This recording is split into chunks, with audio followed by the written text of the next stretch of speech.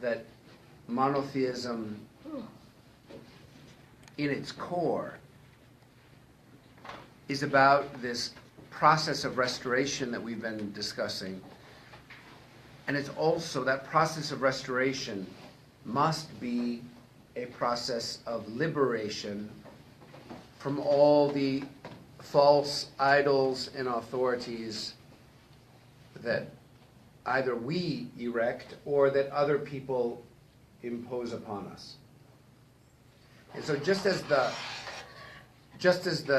therapeutic journey is a journey where these forces have to be faced and they have to be worked with so that we can begin to experience some agency in our life, meaning that we can begin to exercise some choice and not just be constantly driven around by these unconscious elements within us.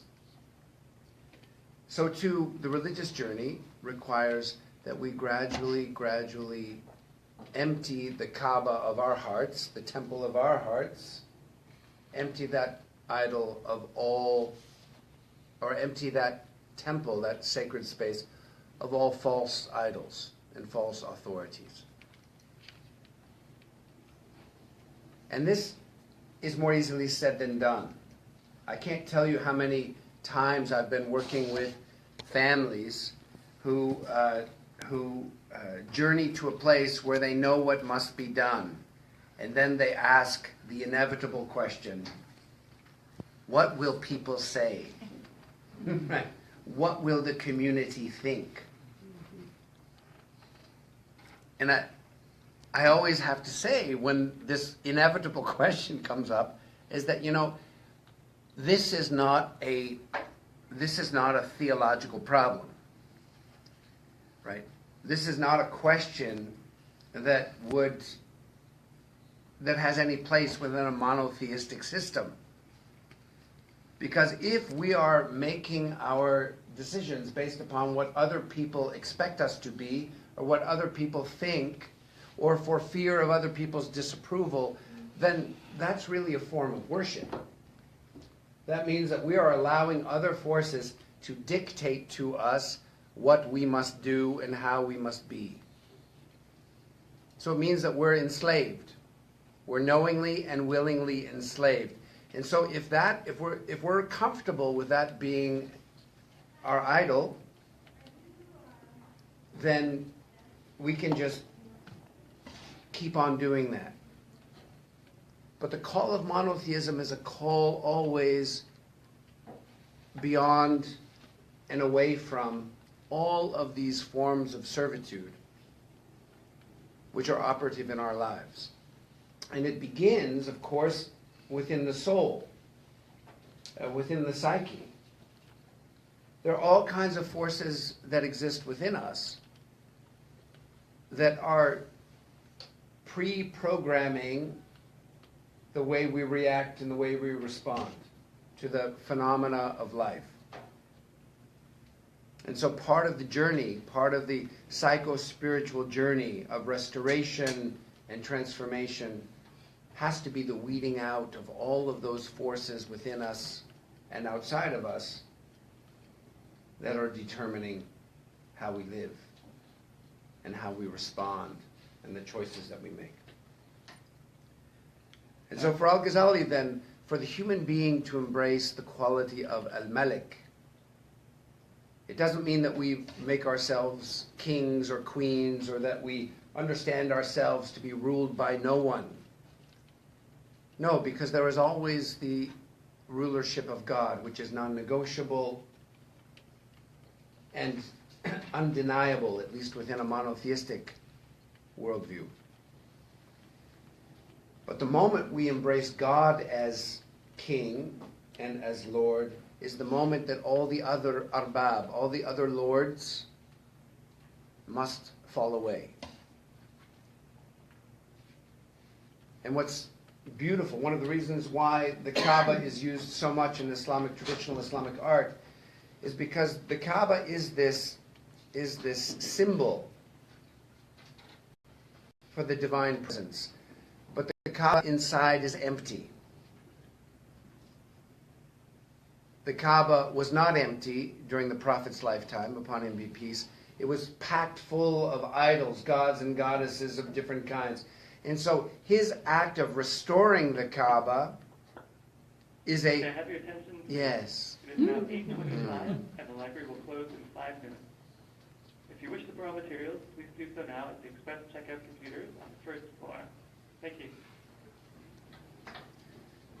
So his act of cleansing the Kaaba and emptying the Kaaba is a kind of allegory or metaphor for the work that each of us must do in the spiritual life. And so we have to really look, painfully for some of us, we have to look at all of those competing loves which are getting in the way of the great love. We have to look at all of those lesser lords that are sometimes contradicting the dictates of our divine Lord. And we have to courageously be willing to remove these lords from the Kaaba of our hearts. And some of these can come in the form of people, some of these can come in the form of addictions, some of these can come in the forms of elements within our past that we are unwilling to let go of and that we haven't been able to process. But whatever we do, we should all be engaged in a process, a constant, continuing process of spiritual cleansing, emptying, looking for those elements within ourselves and within our lives that are somehow competing with divine authority. And the more then we become liberated from these forces, the more Al-Ghazali says we begin to manifest this quality of kingship within our own lives and within our own hearts. We become free. And part of being free connects to a conversation we had just a few weeks ago. Part of being free is learning to be fearless. As the Quran says, that those who believe, and the Christians, Jews, Sabians, anyone who believes in God and who lives righteously, that no fear overshadows them, nor do they grieve. So the life of faith is not intended to be a life that is fearful. We should never be afraid of certain people who may place themselves up as authorities. We can respect people. We can honor people. We can show deference to certain people because of their knowledge, because of their piety. But fear is a misguided relationship. And so part of the life of faith is a life out of fear. And it's a life of becoming fearless. Because we acknowledge that none of these authorities have authority over us. When I was a child, I was terrified by the idea of demons and the idea of demonic attacks. And these fears were probably fed and built up and made more irrational by certain movies that I didn't have the courage to watch, right? Like The Exorcist and other things. And so when I was in university at Notre Dame, I wrote a paper. I was studying Thomas Aquinas. I was doing a seminar in Thomas Aquinas, the great medieval Catholic theologian and thinker. And I wrote a paper on his theological understanding of demonic attacks. And his understanding of demonic attacks completely removed this fearful image that I had always carried. Because his whole idea about demonic attacks is that no demon can interfere with a human being's autonomy. They can only come in if they are given permission. And I think that his whole discussion of demonic attacks was very practical and very sensible, but it also really clarified this May I have your idea. attention, please? It is now 8:30 and the library is closed. We will reopen tomorrow morning at 9 a.m. Thank you and good night. That these entities can only have power if we are willing to give them power. These entities can only have power over us if we are willing to negotiate that power over us. And there are all kinds of reasons why people are willing to give up their power. Sometimes people are vulnerable. Sometimes people can't believe that they have what it takes within themselves, and so they'll give up their power. I said, please, will you do this for me? Will you make these decisions for me? Will you? And so the responsible religious leader should always be a person who is giving people their power back. You've misplaced something. This belongs to you. It doesn't belong to me, right? This is yours. This is you. And so this idea of being a aspiring emulator of God's kingship means that we first strive for that kind of liberation and autonomy within our own hearts, so that we become liberated souls. And a person who does that, Imam Ghazali says, can rightfully be described as having something of that divine quality of Al-Malik, the sovereign, the king, the absolute ruler.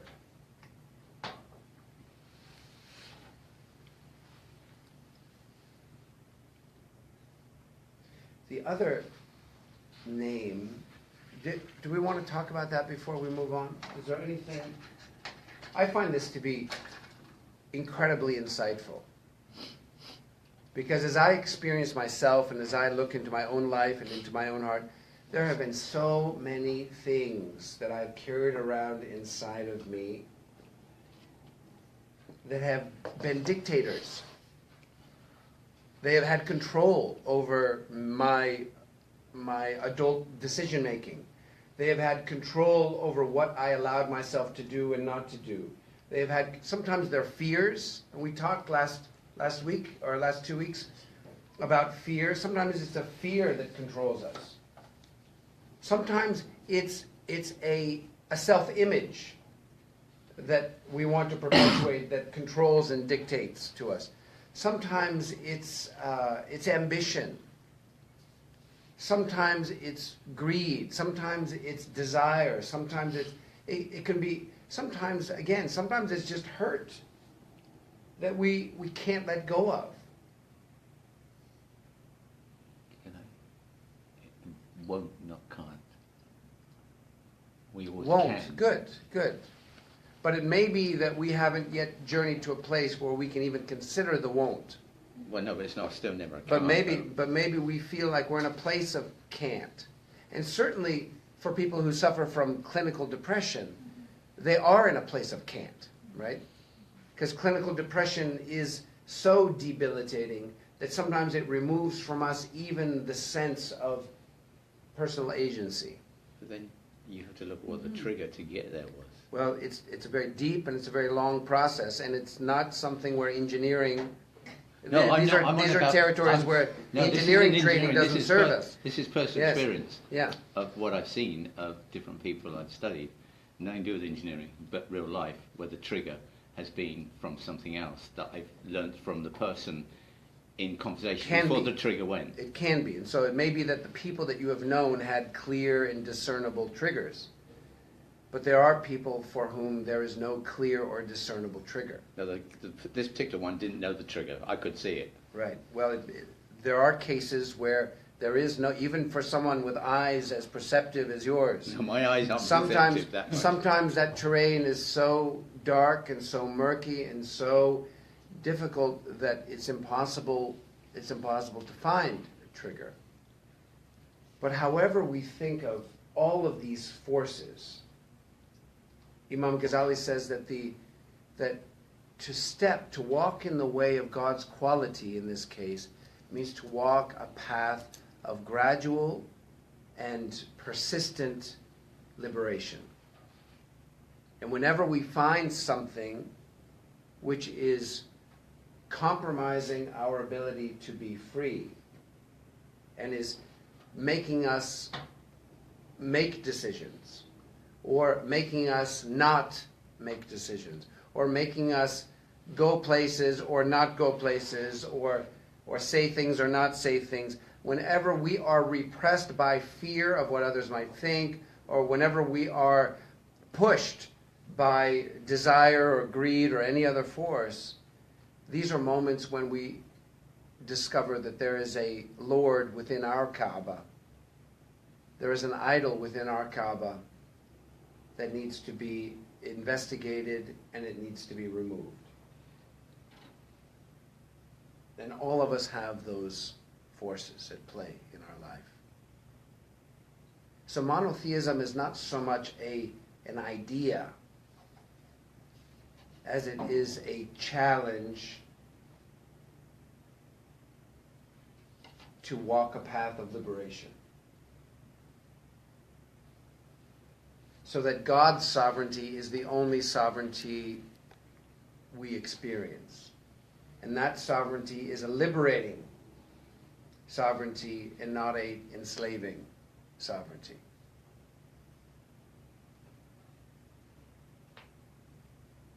Now, the other quality that very much relates to this idea of liberation is the divine quality of AlSabur, the patient one. This is very interesting. Why, if we use the word patient, why would we attribute patience to God? Patience really, the very word itself and the attribution of patience to God should cause us to struggle a little bit. But the word sabur comes from a root in Arabic again, which literally means not patience, but it literally means to tie something down or to chain something down. So there's more at play here than just patience, right? So the three-letter equation, right, is the sad, the ba, and the ra, right? And this is where we get the word sabr, right? And the Quran is constantly saying that God loves those who patiently persevere, the sabirin, the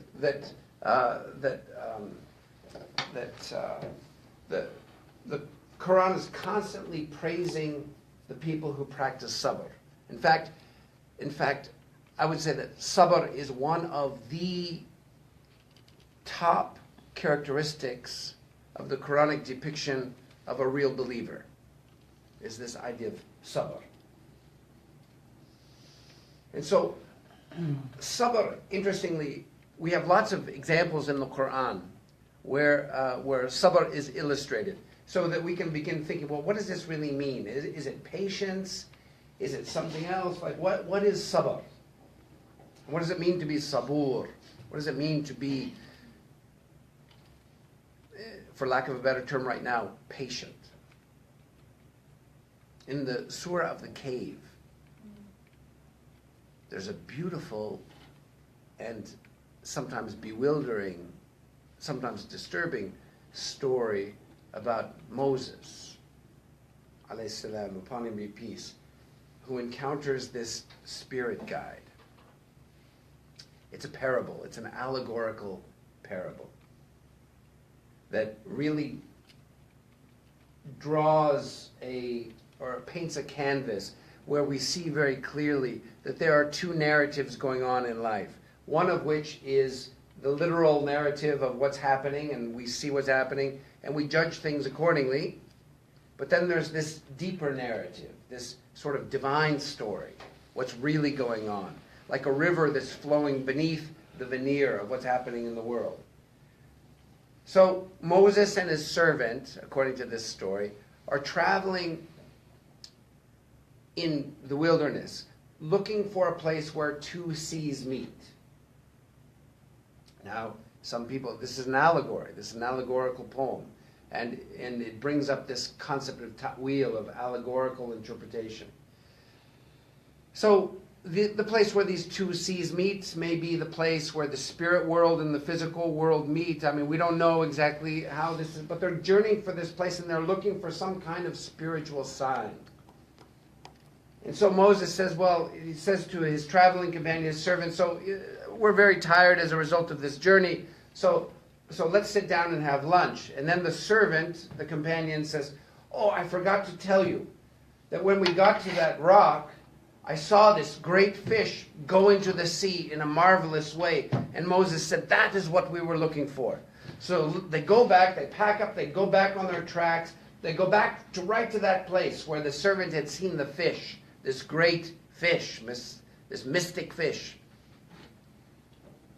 And then they meet this enigmatic person, this teacher that the Quran says God had given wisdom and mercy, a mercy from ourselves, and that God had given this person a knowledge from our own presence, right?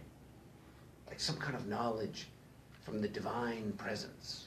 And Moses could see that this guy who's wandering around in the desert by himself for no apparent reason, Moses could see that this guy had something very special in his face. So Moses asks him, would you please take me on as your student and teach me something of what you have been taught? And the teacher says, well, you will not be able to hold patience, sabur. You will not be able to, by God, I will be patient. I promise. And then the guy says, okay, then you will find me patient. So the first thing they do is on their journey together, they're in a boat, and Moses sinks the boat. Not Moses, but the guide sinks the boat. And so they're going down in the water, and Moses says, you've done something stupid. And the guide said, did I not tell you, Moses, that you would not be able to be patient? Forgive me for forgetting. By God, you will find me patient from now. Forgive me for forgetting. Don't expect too much of me in these difficult circumstances. So then they go on, and they're on the road, and this youth appears. This youth is coming down the road, and the spirit guide kills him.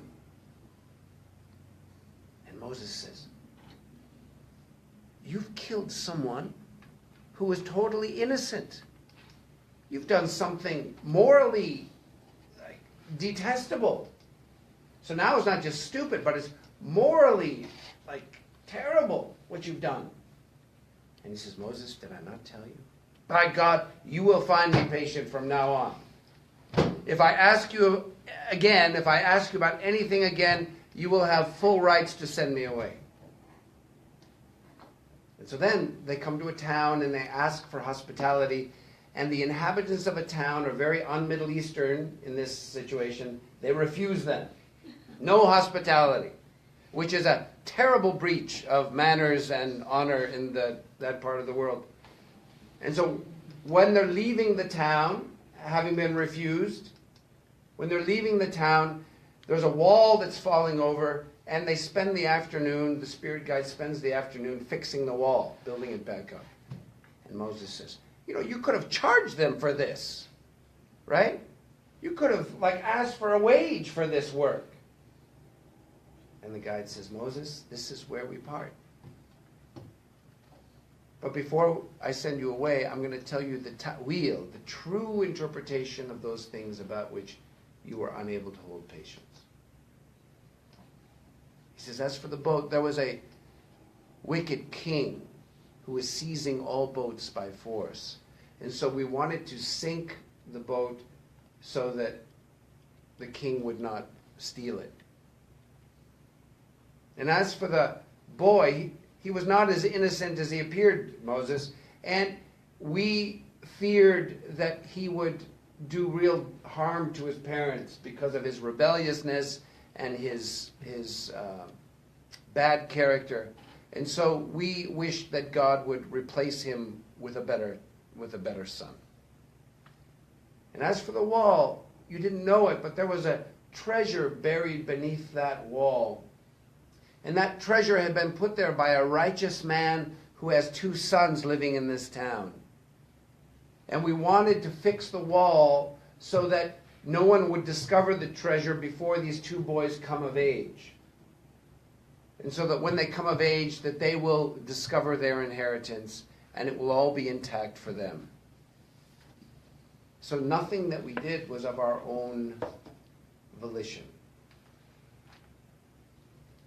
So Moses then, the story kind of ends and Moses presumably kind of wanders off in a mystified state, knowing that nothing is really what it appears to be. But the key to the knowledge is always the patience. And patience becomes a key in this mechanism which gets described again and again and again in the Quran.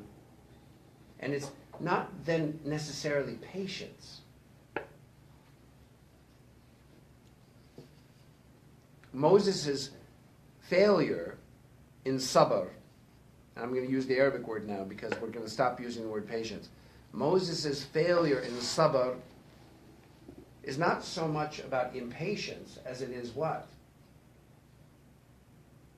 Lack of trying to understand. Well, he thought that he did understand. Or lack of looking at the scenario from a different angle to see where the reality might lie. Well, I don't know if it's a lack of trust, but it was that Moses, and again, Moses talked to God directly. So this is not like a small, minor prophet we're talking about. This is a big prophet, right? Making it all about him? Making it all about him, or just thinking that he has everything he needs to be able to draw the judgment.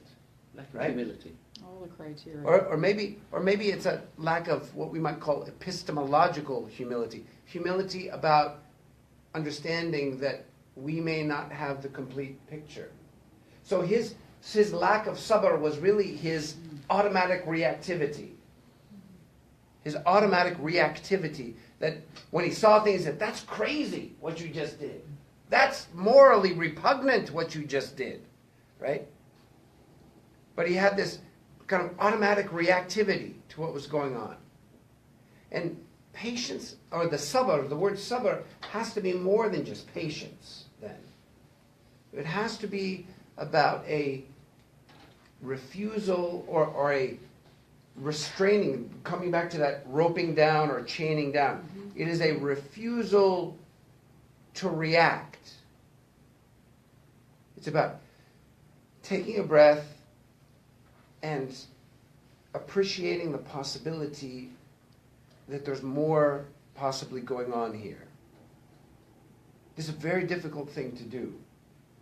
It's one of the things that mindful parenting, courses will try to teach us when we've got, these persistent people screaming in our face for things, and eventually they just break you down and you start having your adult counter tantrum and screaming back. But the idea of sabr here is about, yeah, and that's good. But the idea of sabr here then has to be more than patience. It has to be something about a refusal or an ability to restrain oneself from just reacting. Is it finding the nuances? Not necessarily. Sabr is what buys you time. And this is where we're coming back to the theme of liberation. Because when we are reacting, we're really not free. Someone pushed my button and my fist went, right? So that is not a free decision, right? Someone triggered me and I moved, I reacted. But who's responsible for that, though? No, hang on. Sorry. But the practice of sabr then is this practice of buying oneself or purchasing freedom to choose how to respond. Another teaching episode in the Quran about sabr is when Jacob has just been lied to by his sons. Jacob has just been told that his beloved son Yusuf has been eaten by a wolf, and a bloody shirt with fake, with lamb's blood on it, has been presented to him to show him that Joseph has been eaten by a wolf. And here Jacob does what Moses could not do. Is the first thing Jacob says is in the Quran, patience is a beautiful thing, and God will help in what you have described. Now, it doesn't mean his heart isn't breaking. It doesn't mean that he's feeling this sense of panic inside. But he responds with, patience is beautiful, or sabr is beautiful. And so what sabr then, I think, has to mean is not so much patience as it is an ability to resist the temptation to react, so that we might, in a moment of liberation, in a moment of mindfulness, in a moment of collected deliberateness, we might choose how to respond. Action, not reaction. Responsiveness and not reactiveness, yes. Action, not reaction. Or maybe no action. Well, that's action. action. The fruit of sabr is a choice.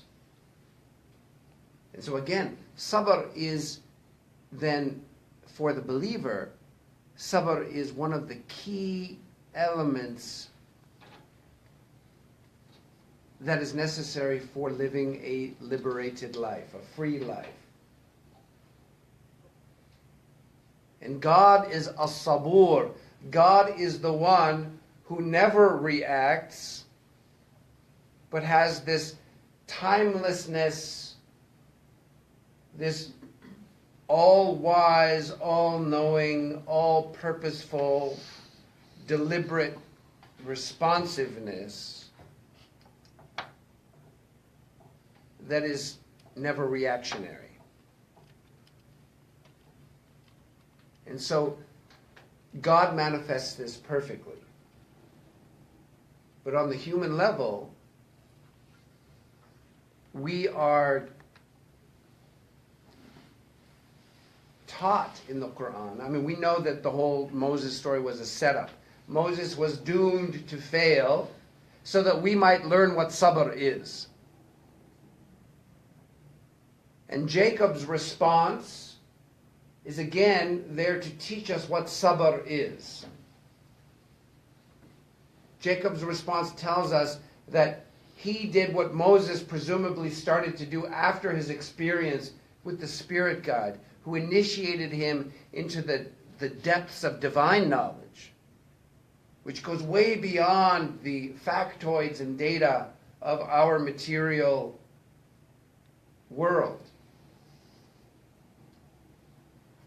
So Jacob then manifests what Moses, we presume, began to manifest after that encounter, and that is, when things began to happen, he moved into a place of contemplation, as opposed to immediate reactivity.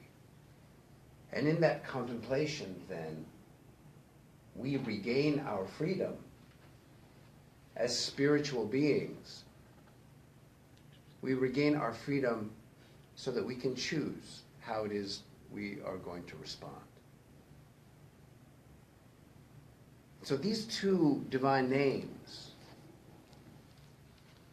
Malik, the king, and AlSabur, the contemplative, responsive one who doesn't react.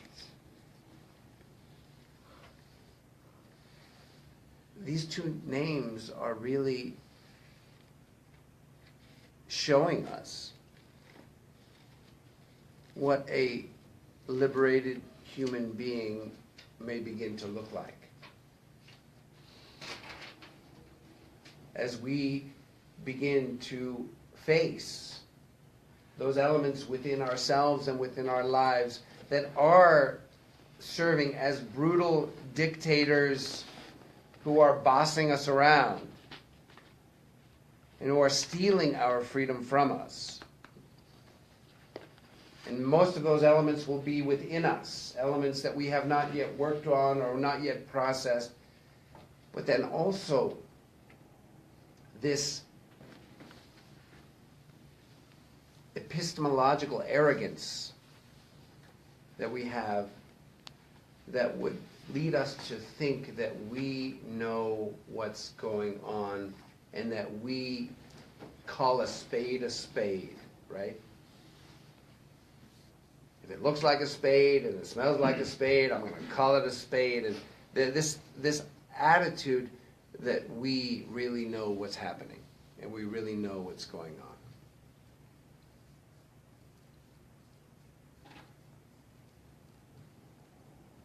And we do this in all kinds of different ways. I know people that I've worked with over the years, some of them may be involved in like self-harm, cutting themselves, and they'll go to a therapist and the therapist will tell them, well, stop doing that. Well, that's great advice, right? Just stop doing that. Or someone has a substance abuse problem, right? They're smoking a little weed or there's, whatever they're doing, and the therapist or the imam will just say, well, stop doing that. And that's great, right? Great advice, but it's totally arrogant and ignorant because it's not asking the question, well, where is this coming from, right? Shouldn't it? Where is this coming from? And the idea that we can just look at something at face value and say, oh, that's bad.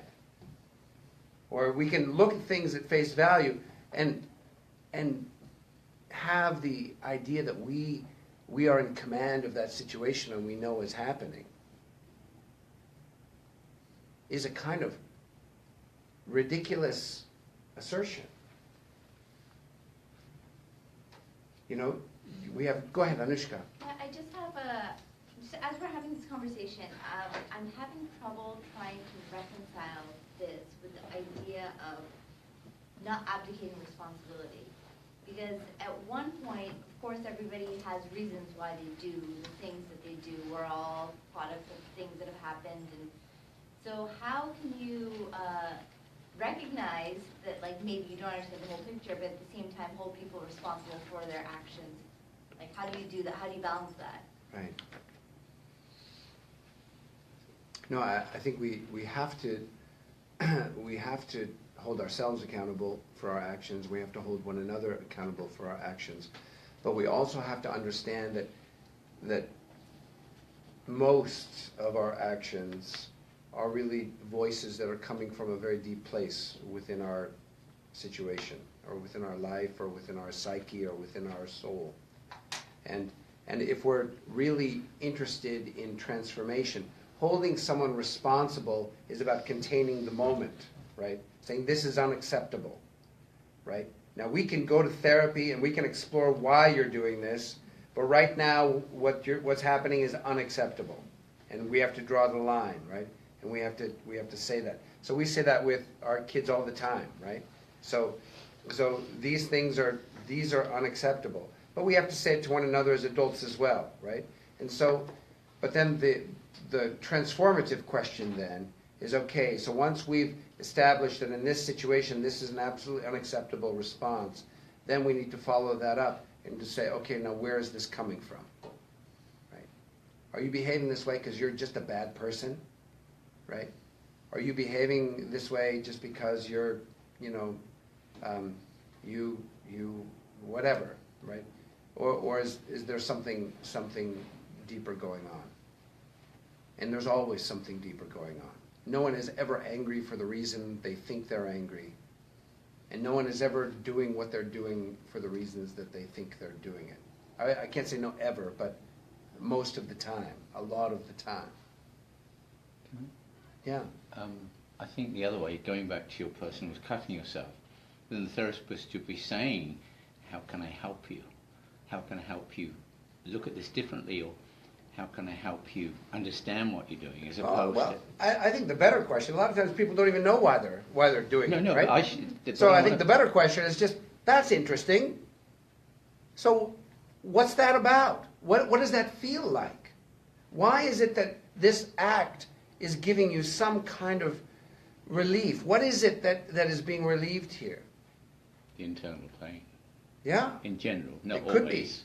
But it's for that person to then say, to give voice to what it is that what is this about? And the more we attend to those underlying voices, the more the presenting symptoms will diminish. Because these symptoms are like, again, like my 13-year-old in the hallway, that if you're not listening to them, it just gets louder. And if you're still not listening to them, it gets louder. The request doesn't go away, right? And if you're still not listening to them, it will be screamed in your face. But the lesson, right, of Sabur, right, and also of Mulk, right, these lessons of Malik, this is really about self-mastery. Not in a kind of narcissistic, ego, spiritual athlete kind of way, but the sense of really investigating where our inner and hidden idolatries lie and working on those things so that we can do the inner process of cleansing the Kaaba of our own hearts and souls the way the Prophet cleansed the physical Kaaba, as an allegory for the self-work that we must do. And then the idea of sabr. Sabr really then is about learning to practice this mindful restraint. When we feel like forming a concrete judgment, we pause. Or when we feel like reacting to a situation, we breathe and we pause and we remember that our mindful response should not be an automatic response. That But goes back to you still need to stand up to a bully. No, certainly. Certainly. So that And- response could be there, but it is mindful, you're saying. Mhm. And this is one of the reasons why I think the Prophet ﷺ was always counseling his friends not to get angry. Because anger messes this process up. There's no sabr when there's anger, right? Because when we're angry, we react, and we say things, and we do things, often things that we later regret. And so he was talking, it's interesting, in all of these divine qualities, which Imam Ghazali and others have said are there for our study and for our emulation and for our beautification and for our transformation as human beings, anger is not on the list. And the Prophet ﷺ was constantly telling his companions, even in theaters of battle, not to get angry. Not to be angry. Because anger messes that process of liberation and mindfulness up. And this is one of the reasons why anger is such a difficult inner element and social element to work on. We know that we have many challenges as a Muslim community. We have many challenges that are coming from outside the community. We have many challenges that are coming from inside the community. And one of those challenges that we have within is, it's more pronounced in certain pockets of our community as it goes across the globe, but there is an anger management issue. And we saw it when these, ridiculous cartoons were drafted. It's not that the person writing those cartoons knew anything really about Islam or knew anything about our beloved Prophet ﷺ or anything like that. But it was just the fact that the kettle was already simmering. The anger was already there, and it has to do with poverty, it has to do with oppression, it has to do with tyrannical governments, and finally there's something there that kind of poked the hole in the dike and turned the kettle from simmering to a rolling boil. And the governments were so happy that their populations were angry about something other than them that the government said, yeah, let's demonstrate, right? No school today. Let's demonstrate.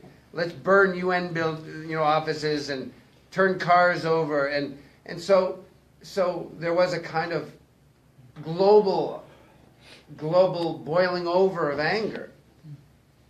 And in all the places where that anger was boiling over, the governments were just sipping their tea and were taking great joy in the fact that none of that anger was being directed where it really belonged.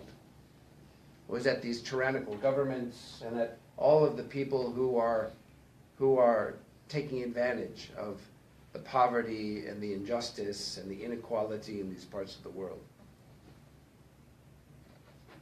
But as we journey, as you and I work together, and that's what this really institute which has no building, we have no place, but we are really just a community of souls that is serious about the process and the prospect of what it means to journey toward God.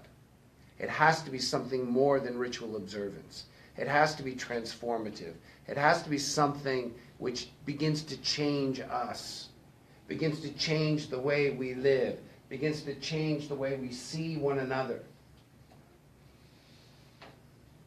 And so this journey with the divine attributes is a transformative spiritual practice, contemplative practice that should be now with us all our lives. We will never finish. We will never finish. And if we begin to now look at our immediate life, I look at my life situation, you look at your situation, as a training ground for these qualities, we immediately now are challenged to look at, well, what's going on? What is in my life that's making my decisions for me? What is in my heart that is making my decisions for me? Are there fears? Are there desires? Is there even a desire to be liked by other people is a false god, right? A liberated human being just puts the food on the table, and if you don't like it, well, that's your own thing. A liberated human being knows that his or her primary obligation is to be authentic to who they were created to be, and to be authentic to their beliefs and authentic to their journey. And if I live my life serving what I think you think I'm supposed to be like, then I'm never going to have a chance to even taste what that authenticity might be. And it might be because of fear of judgment, it might be because of a desire to fit in, it might be because of all kinds of things. Maybe an inability to love myself, so I need to make sure that other people are loving me, and I'm only okay when I can see admiration and love from other people. But it could be all kinds of things. But the idea is that this journey, this transformative journey, has to include a continual process of cleansing our Kaaba, looking for those things that are the gods and goddesses and idols and false lords that are operative within our lives. And it may be not so easy as just removing them from the Kaaba. It may require therapy. It may take a long time. There may be anger issues that we need to get to the bottom of, and we need to find a way to resolve. It may not be as easy as just walking into the Kaaba and pulling the idols out. But that's a kind of physical metaphor for the work that is ahead of us. And then as we're doing that, we must remember Moses and his failures in the story, the surah of the cave, and remember the teaching there. And the teaching is that in order for the secrets of what's really going on to be unlocked and revealed, we may have to wait. There may be a time. It's just like those little boys in that village. They were not ready yet for their treasure. And so the wall had to be fixed so that no one else would pillage it before they had a chance to find it. But in time, the treasure would be revealed when they were ready for it. And in some of our situations, it may be that the truth of what we're living through now, it may be that the truth, the reality of that will not be revealed for another 10 years. But we have to have that kind of epistemological humility, that kind of willingness to admit that we are not playing with an absolutely full deck, that willingness to acknowledge the possibility that there might be more going on here than we were willing to accept, or that we're able to see right now. And this then takes us into a very different way of living. It's a more ponderous, more contemplative, more mindful, less angry, less reactionary way of living. And so we begin to walk on the earth with a sense of wonder. We begin to walk on the earth with a sense of vigilance. We begin to walk on the earth with a hunger for real liberation, and not just being able to do whatever we want to do when we want to do it, but it's about really being free and removing. So sabur, interestingly, even though the concept of sabur involves the roping down, the tying down, the practice of sabur is about being liberated from that reactionary, knee-jerk responsiveness to whatever the phenomena or the stimuli right in front of us and around us may be. It's learning to walk in a still way, in a thoughtful way, in a mindful way, even in the midst of that craziness of what's happening around us. Sorry, John, go ahead. It's all right. I think you've hit on something completely different as well in your statement about beliefs. And if you go back to Moses, he was reacting on his beliefs. Now, the crucial fact that's the point... Was it belief or was it observation? No, let me finish something. Because he didn't plug in facts. Because the facts he didn't know at that point. Which then takes me to another thing, which fundamentally you're talking about as one of the pillars of life and society and existence of anything, is the burden of proof, as opposed to just being reactionary on emotions. Well, the burden of proof is kind of legal language. No, it's tangible, because everything in life works on that. If you're going to, which I can see that you're on about with his belief, but he didn't know these facts the other gentlemen have, and because he couldn't look laterally enough at it, he couldn't look at the fact that there were other facts available to him, which he didn't start pursuing to get what I'm calling the burden of proof, to make a valid judgment. Right. Although I think in the allegory, I'm just hesitant to talk about these things as facts, right? Because the allegory of Moses and the Spirit Guide takes us into a very different place where we're not necessarily dealing with facts. Because even factually speaking, if we look at it not as an allegory but as a literal story, it's still wrong to kill somebody on the road, right? Yeah. And but if we look at, so the facts are still, it still turns out bad, right? If I look at the objective facts. But if I look at the boat, let's say, if I think of the boat allegorically, and again I'm just playing with this allegorically, but what if the boat is the discursive mind, and the mind is on the water, and that part of the training for Moses is that he must, as Yoda says, he must unlearn what he has learned. He must let go of what he thinks he knows. So the discursive mind has to be sunk into the deeper waters of the subconscious. What What if the boy on the road who appeared to be innocent, but really wasn't, is really just a symbol for illusion, an appearance. And that he must let go of his attachment to appearance. And so the slaying of the boy was not really the killing of a boy so that God could do a switcheroo and give a different boy to his parents without his parents even knowing. I mean, the whole thing, on a literal level, the facts don't work. But what if the boy now is understood to be a symbol of illusion and appearance? And so he must let go of his attachment, because Moses says, you've killed an innocent boy. He didn't know that the boy was innocent or not innocent. But still, even if he's not innocent, you don't just kill a kid on the road.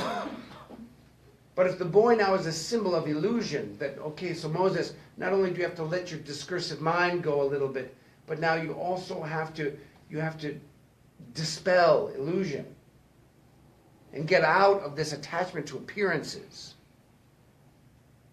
And then with the wall and the treasure, right? All about the teaching of the wall is that there are some things which can only be discovered in their time. And so the wall has to be repaired so that when the time comes, the treasure will be there for the boys to inherit. Substitute facts for information. And then allegory works. Or for understanding. Yeah.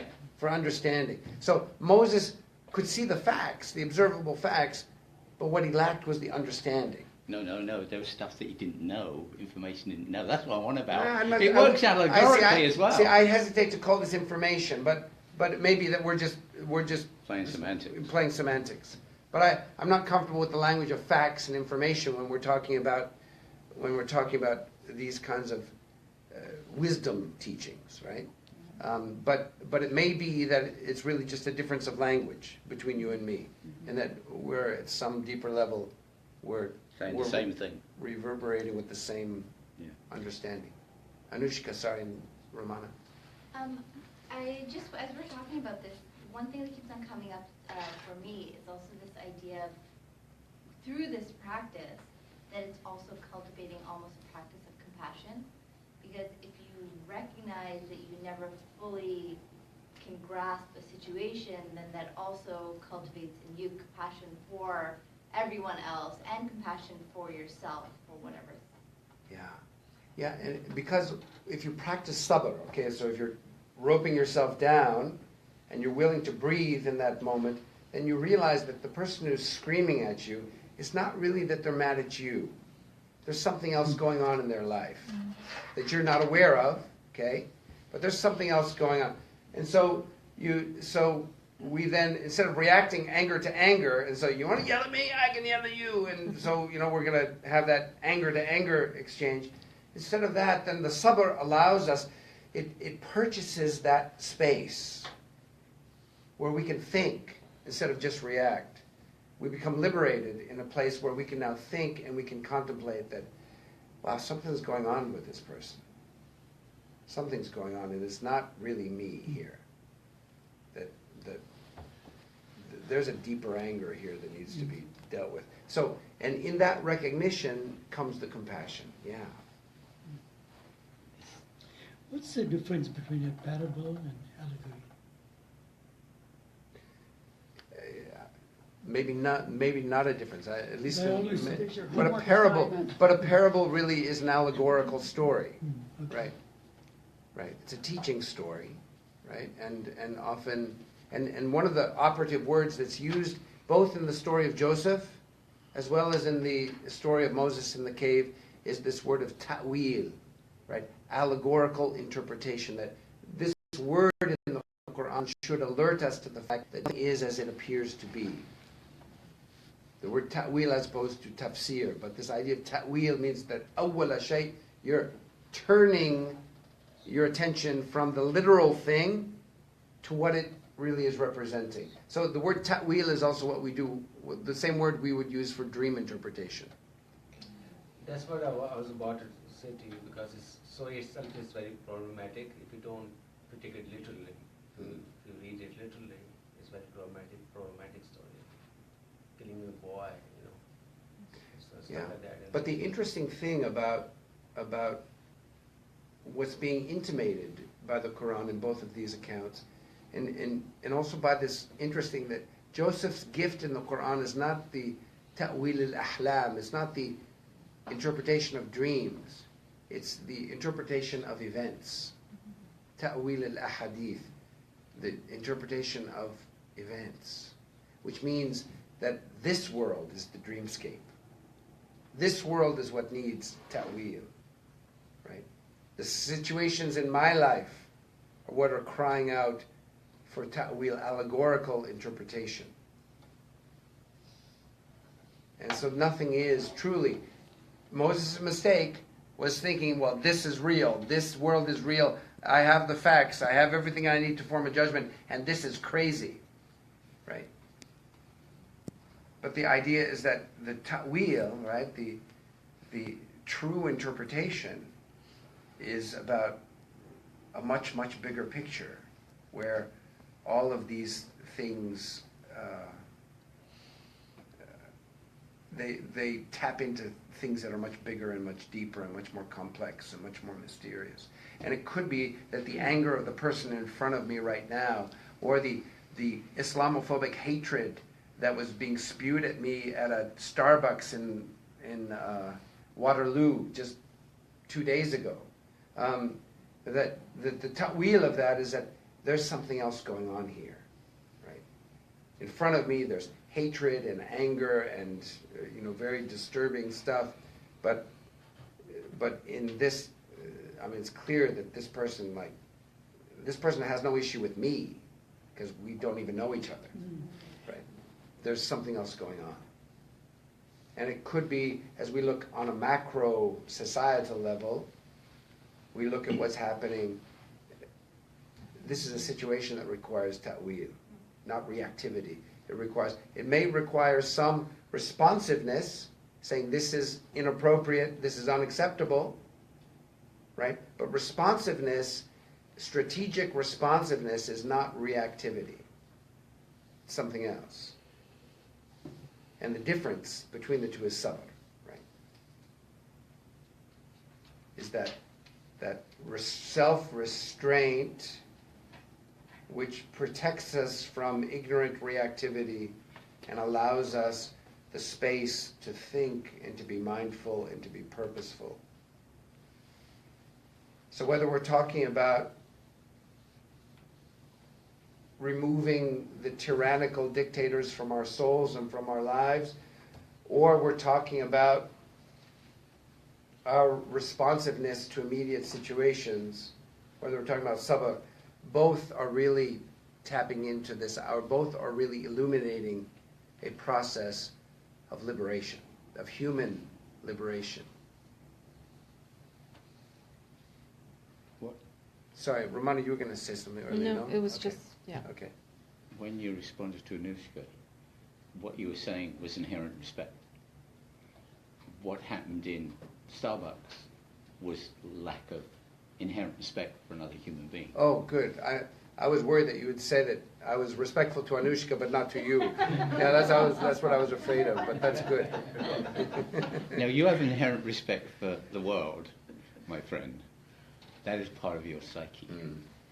But what I was talking about, when your response was, it came out obvious to me that you were talking about, in response to the question, that we need inherent respect for everybody. But most people, unfortunately, don't understand inherent respect. Even really supposedly intellectuals. But it's hard. It's hard because life is constantly provoking us to be reactive. And so, but the spiritual life is a mindful life. And that's why we need to gather and we need to reground ourselves with one another. We need to reground ourselves with these teachings. We need to reground ourselves in moments of silence when the world is not happily or willingly giving us silence. And where our silence is often filled with noise. We've got some TV on or radio on. Once in a while we just have to turn the radio off and turn everything off and reground ourselves. And so That's why the spiritual life is about practice. It's not about, it's not a one-off. It's about a process and a practice, and it's a practice that we need one another. We need one another's support. We need one another's wisdom. We need one another's companionship. This is not a path that we can travel alone.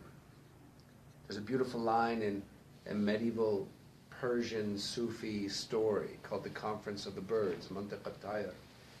And there, the king of the birds, the hoopoe, Solomon's bird, the bird who knows everything.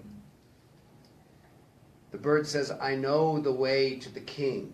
I know who the king is and I know the way, but I cannot go there alone. And so, as we think about this journey of life and about where we're really going and what this is really about, it's very important for us to acknowledge that we need each other and that this journey is too difficult and too perplexing, and at times our failures are too overwhelming for us to handle by ourselves. Sometimes we need to be sitting with a friend over coffee, no matter what we've done or how badly we failed, and for our friend to look in our eyes and to say, you know, you're not that bad. You know, you're okay. We need these moments. And we need these moments where people that we know and we trust can just say to us, not in anger and not in judgment, but can just say to us, Timothy, this is not acceptable. All right? And we need to have the humility to learn from Moses and to say, right, okay, right? Teach me why it's not acceptable. Because this is a journey where we're all teaching and we're all learning. And we're going to be doing that until our last stopping place in the grave before we transition on. And that's why this gathering, when we started the attributes course again, we started it, but it had no schedule other than we're doing this on the third Friday of every month, the first Friday of every month. Sorry, thank you. As you can tell, my organizational skills are somewhat lacking, but we committed ourselves to do this, but there's no end date, because I know as my practice, there's no date that I can afford to stop, because I need to continually reground myself in this process, and I need to hold these qualities up, these luminous street lights up to help illumine the path. And when we've done all 99 names, we'll go back and start again. And it may be that we won't do them in the same order. It may be that we'll choose these names depending on what's happening in the world and what it is that we most need in our spiritual journey at that moment, and that's all good and fine. But it never stops. So thank you for being here. Babu. Yeah. And when I was a kid, I was a very, very angry young boy. And my mother, Really? yes, I used to I be. just don't see it in you now. Then I came in contact with you and others. Oh, I and see, became very calm. yeah. Which my mother always said in Gujarati, you know, Sabur ma sakkar share, which means there is sweetness in patience. Ah. You know? So my mother, who never went to school, was able to teach me a very valuable lesson in. Yeah, your mother was a sage. Right, mashallah. and always said, Inna Allaha ma sabirin. Yeah, God is with those who are embodying sabr. Right? Because where God comes into that moment is not the reaction. God comes into in that moment of stopping and of mindfulness. That's where the divine. So I didn't enters the appreciate all moment. this until I became old. Now I can see the wisdom in that. Yeah, alhamdulillah. That's the gift of old age. That's it. No, well, you might have felt this when he was younger. Yeah. You assumed he only found it out when he got No, up he there. was an angry young man. I was an angry young man. Until he met everybody at the Newark. That was like just a few years ago. No, but So I just became a calm man but he had recently. but you had a great guide in your mother. She Yeah. comes up in every conversation. Yeah, Mashallah. she was. Yeah. And as I've said, I've written a book on her. Yeah. No, mashallah. Oh, interesting. Please let us know how we can buy that book. Well, it's not for sale. It's written for the family, but Okay. whoever wants to borrow it, Okay. if they're Thank willing you. to read it. Thank you. In fact, it just so happens. Oh, you've got one here. Huh? Here it is. Mom's always with You them. keep This her. is You good. keep her with you, No, mashallah. actually, Nazreen hasn't been coming for some Mm. while because she wanted a copy of this, and so this there is it what is. it looks like. Wow, mashallah. That's my mother, my little baby Yeah. sister. This is Durban, if you can see, Yeah. because there is an iconic mosque Mm. which is more than 100 years old. So my mother grew up there. And this is a little something from the apartheid days. Mm. And if you read this, in very little, this thing says this is reserved for white people only. Mm. Wow. So that's where my mother grew up, in South Africa, during the apartheid days. Well, we want to honor your mother. We want to honor all of those authentic, real teachers who are living in the world even now. We want to honor the indigenous peoples of this land where we are having this conversation. We want to honor all of those people who, in one way or another, sweet or bitter, have contributed to our being in this circle tonight. And so we want to close this circle with a prayer of gratitude, and I close this circle with a deep sense of gratitude to each of you for being here tonight, and with a prayer that God will guide you safely home, inshallah. Before we close, I have an online comment. Okay. Hang on a second, let me see if I can do this.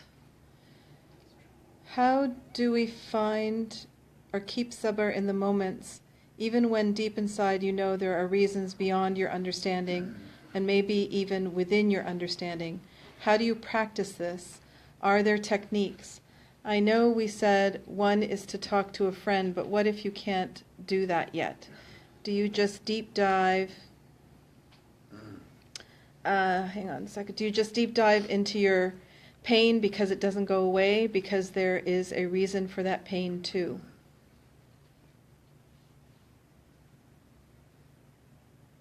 I don't know if anyone in the circle has a suggestion, but I think the greatest gift that we're given in these moments is our breath. And if our breath can be connected to our mindfulness, then just taking a breath before reacting can sometimes save us and alchemically change the situation. But certainly,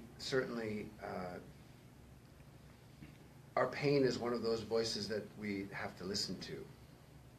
And so part of sabr, I guess, is the strength and the confidence to look fully at our pain and to create safety mechanisms in our lives so that we can do that. There's a beautiful example in the Odyssey when Odysseus is sailing through this treacherous part of the sea called Scylla and Charybdis, and there was this music of the sirens, the music that was causing sailors to crash their ships on the sharp rocks of Scylla and Charybdis. And Odysseus, all the sailors stuffed cotton in their ears because they wanted to protect themselves by not hearing the music, which would lead to their death. Odysseus wanted to hear it. And so what he did is he had them tie him to the mast so that he couldn't do anything, so that he could hear the music. And I think sabr, in some ways, as a practice, is kind of like that.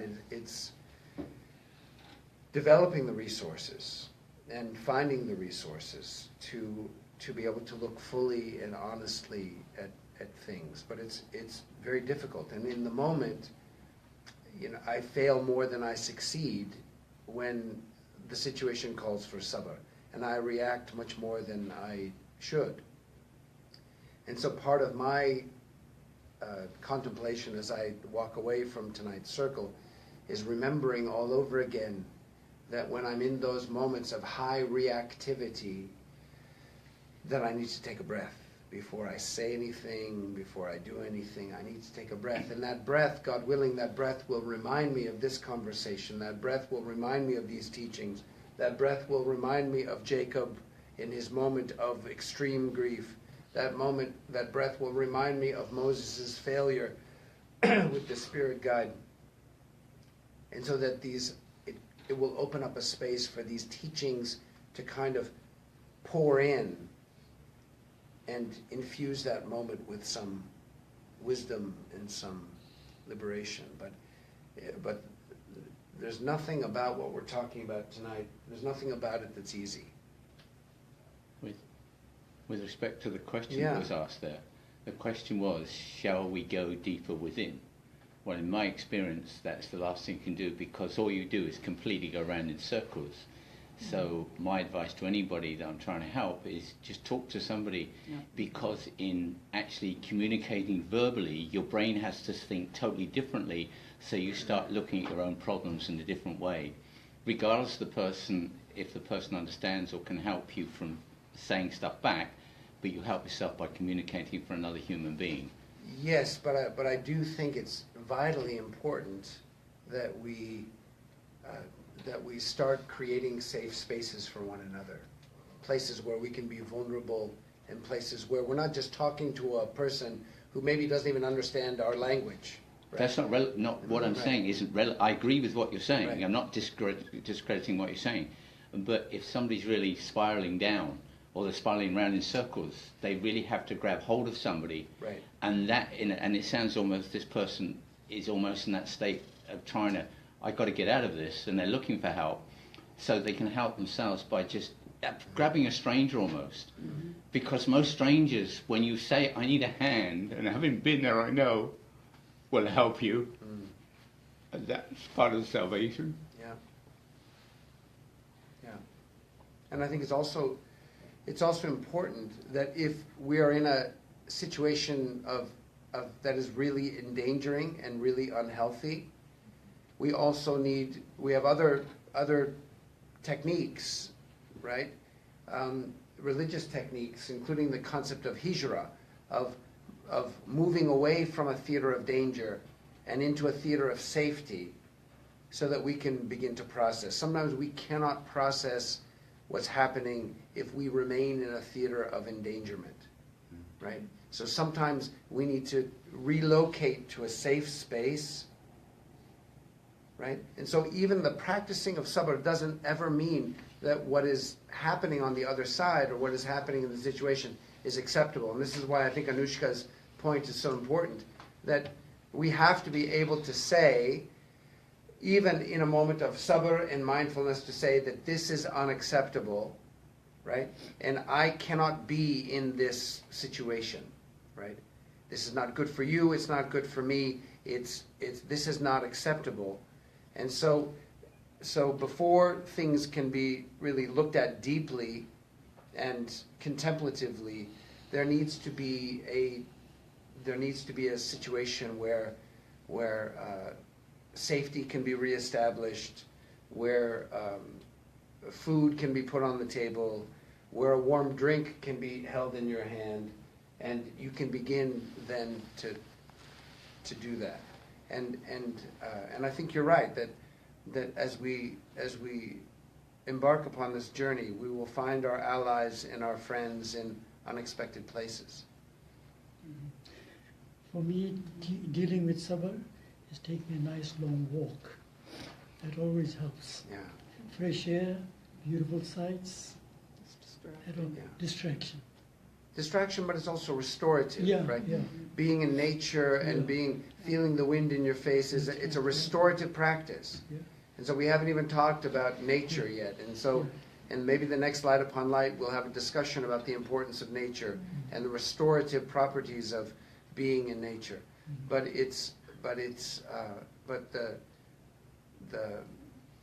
this life that we're aspiring to live it hungers for simplicity, but it's not simple and it's not easy, and it's something that we have to continually strive to understand and strive to support one another and to be constantly thinking about strategies and mechanisms that will enable us to live differently. And so I'm not sure if I answered the question or that we have answered the question, but I want to honor the question because I think this is really critical for us. We're all asking the question, well, really, what can I do in my situation? Sometimes Zainab. writing it down can help because if you can't speak to someone, just writing it down, you can articulate it differently. So then you can kind of look at it on paper and see if you can approach it in a different manner. You know, writing is also a deeply contemplative practice and can be very, very helpful, absolutely.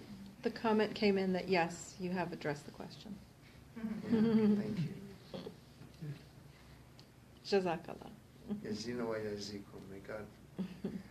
May God reward all of us, inshallah. So, I just want to again thank you all for being here because, as I've told you, that these evenings are really, this is part of my own attempt to practice. And so your being here really is a great support to me, and I hope and pray that what we're doing and the fellowship that we're experiencing with one another is of help and of service to you. Because this is really what we're talking about here is the great adventure of life, and it's big and difficult and sometimes perplexing, sometimes heartbreaking, aspiration, and it's just so very important that we're here. And so I want to thank the people. I've never been very good at distance learning or distance community, but I'm touched that there are people who are not in this room who are also part of this circle. And I just want to thank everyone for being here in whatever way that they are here. And thank you very much for doing that. Oh, it's my pleasure. Assalamu alaikum. May God Wa alaikum salam. bless you and bless all of your loved ones near and far, inshallah. Assalamu alaikum.